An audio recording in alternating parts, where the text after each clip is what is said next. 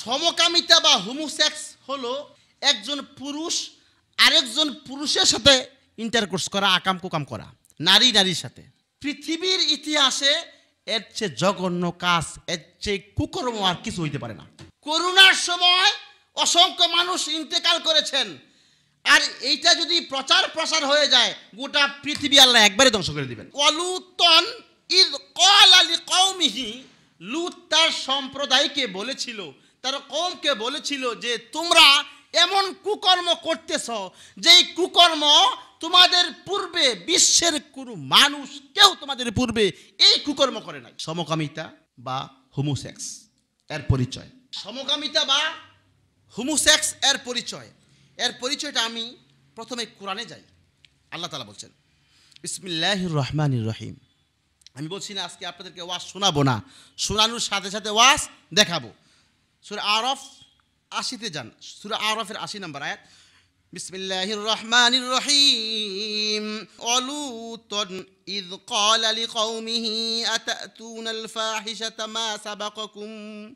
মা সাবাকাকুম বিহা মিন আহাদিম মিনাল আলামিন।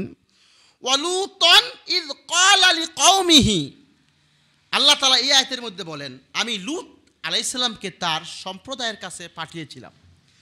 আর লূত ওয়ালুতন ইয ক্বালা লিকওমিহি, লূত তার সম্প্রদায়কে বলেছিল, তার কওমকে বলেছিল যে তোমরা এমন কুকর্ম করতেছ যেই কুকর্ম তোমাদের পূর্বে বিশ্বের কোনো মানুষ কেউ তোমাদের পূর্বে এই কুকর্ম করে নাই।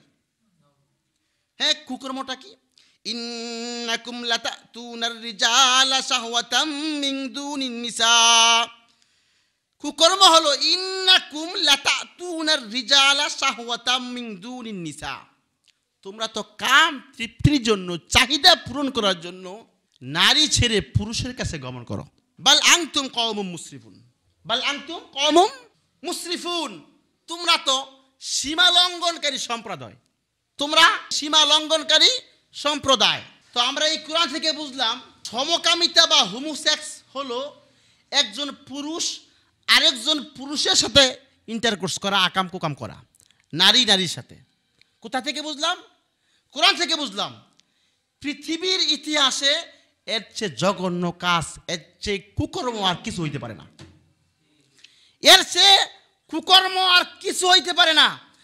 করোনার সময় অসংখ্য মানুষ ইন্তেকাল করেছেন, আর এইটা যদি প্রচার প্রসার হয়ে যায় গোটা পৃথিবী আল্লাহ একবারে ধ্বংস করে দিবেন।